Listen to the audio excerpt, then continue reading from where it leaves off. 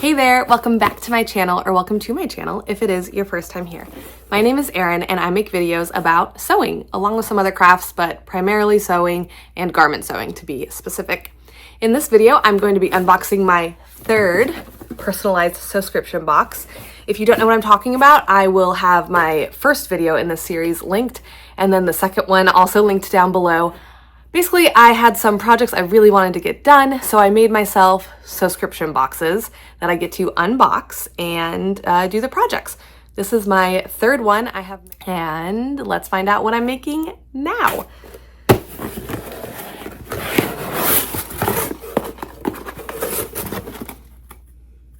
Thread Magic, the ultimate thread conditioner with thread cutter and no loose lid.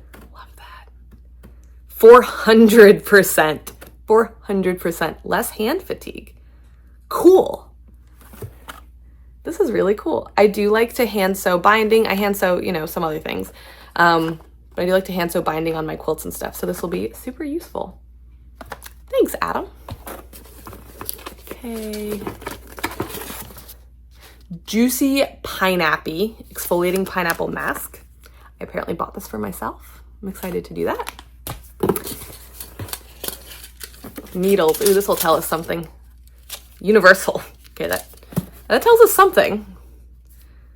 Okay. Trying to avoid just going for the fabric. White. I don't remember what this is. What would I have used white thread for? Okay, let me just do it.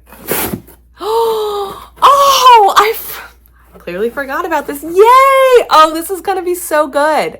Okay, so here's the fabric. I got it at Joann's last summer, probably. Oh, it's so soft. And I picked out Berta 6129. Oh, I'm so excited. I totally forgot about this. This is the benefit of having made these boxes so long ago. I think I put them together in February or March. And then it's July now. It's July 3rd. So, man, I totally forgot. Yay! I'm pretty sure I only have enough for the blouse, but that's okay. I think that's what I was planning on. Here's the line drawings. Oh, I'm so excited. I totally forgot that was in there. That's it for the box. Okay, well, the white makes sense, obviously. Ooh, but do I want to use blue thread instead? No, we'll probably stick with white. I think these needles are too big. They're an 80. I think I need to go smaller when I'm sewing this, but more needles. Yay! Okay. Well, I will see you guys when I have it all made up. I don't think I'm going to make a toile for this. I'm just going to look at the finished garment measurements and measure the pattern pieces. I don't think I need a toile for it. So hopefully this will be pretty quick. I just finished subscription box number 3. I made Berta 6129. It's time for me to go to bed. My hair does not tell you that. I need to wear it and then decide what I think. My initial impression is that it will be a really nice maternity top in the future, potentially. Okay, so there are pleats in the front, which I knew from obviously looking at this and the line drawings. It's very clear that there are pleats, but what I did not notice is that the pleats are then gathered. So you end up with just a lot right here in the front. And so, yes, other than that, the arms are comfortable, everything is really nice. This is not sitting well, so we'll see. It is not fitting with the amount of ease it is intended to fit with because I made the largest size, which is a 44. The bust for a 44 is 39.5 inches. My full bust is about 42 inches. So I knew it was going to probably be too small across the bust, but it was the biggest I had, and it appears to be the biggest size they make at all because it's the largest size on here. Maybe that's just package specific and I should have grabbed a larger size run. I don't remember what was in the drawer. Anyway, this is what I have. So I clearly is meant to have more ease. what I did to kind of give myself more room is this I sewed with 5/8 of an inch. The princess seams I took down to 1/4 of an inch, and the side seams I took down to 1/4 of an inch. And that gave me enough that, like, I have some ease in here. It's not crazy. I'm wearing a lounge bra right now, so it's not doing me any favors. We'll see when I have a real bra on and wear this like out in the wild for real, how it fits and looks. I don't think that's going to change the large amount of gathering right over my stomach, but we'll see. We'll see. I do think it's comfortable. I think it's gonna be really nice to wear.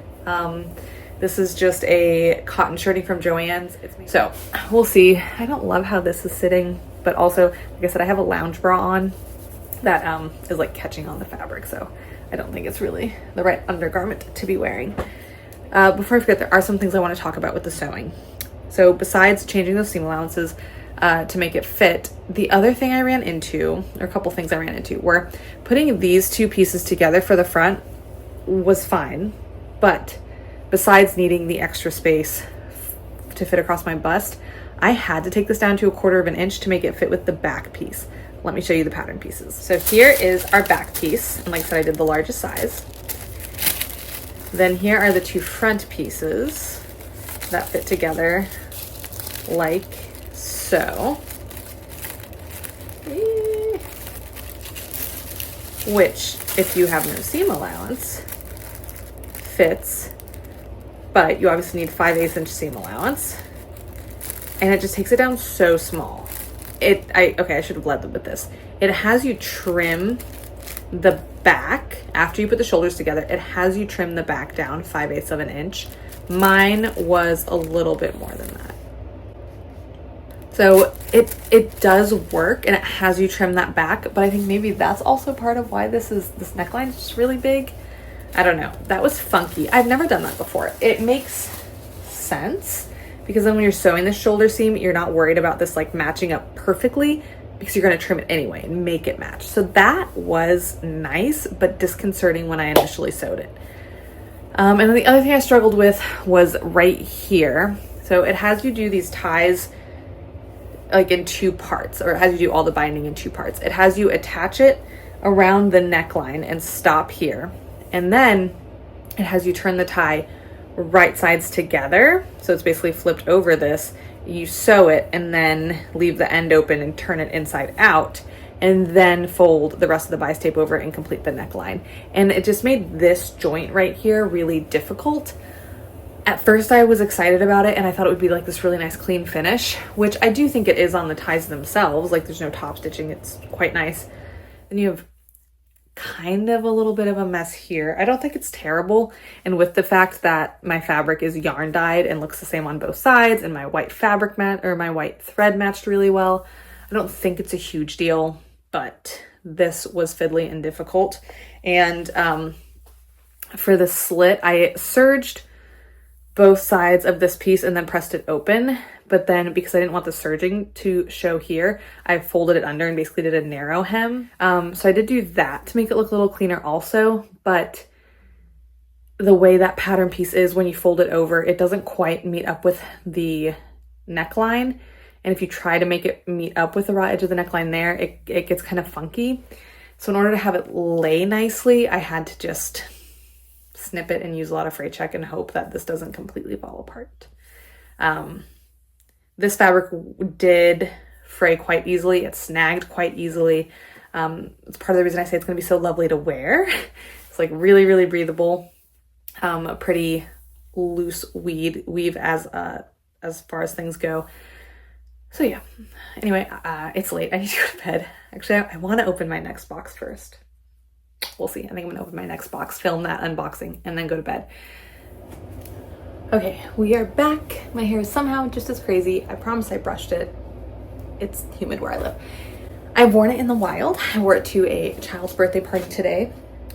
In terms of actually wearing it, it is so comfortable. It was perfect. As I said, it's humid where I live. It's hot. We were outside for part of the party, and it was as comfortable as I could be in this weather. Like, the air flowed well through the arm side and underneath. Like, oh, this was good. I had momentarily thought, oh, maybe it would look better if this was a little tighter, but honestly, it would be harder to get on. I think it would emphasize the gathering and pleating even more, and it would cut off a lot of that airflow. So I'm really happy with how it is. My only complaint is the bias binding is kind of like standing up weirdly, but that's partially just because this is pulling it out. I love that this fabric is yarn dyed because it's not like noticeably, it's not different, it's the same. This came through the wash okay. I'm not sure how long it's gonna last, but yeah, overall, I'm actually quite pleased.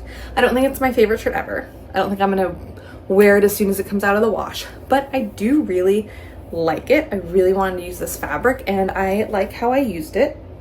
And I'm happier than I initially thought I would be. See, it's like standing away weirdly back there, but it's not terrible. I think that's just because of the fabric and the variation in the texture of it.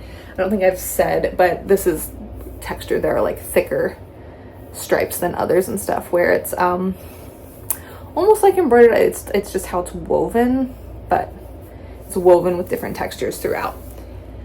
I really like the fabric. I'm pretty pleased with how this turned out. I will wear it. I'm not obsessed, but I don't hate it. I like it. So let me know in the comments down below what you think of this pattern, of my third subscription box, and make sure you are subscribed if you want to see future subscription boxes, because I have 4 more ready to go and I'm enjoying this process so much that I think I'm gonna keep it up and make more boxes in the future. That does it for today's video, and I will talk to you guys down in the comments. Bye.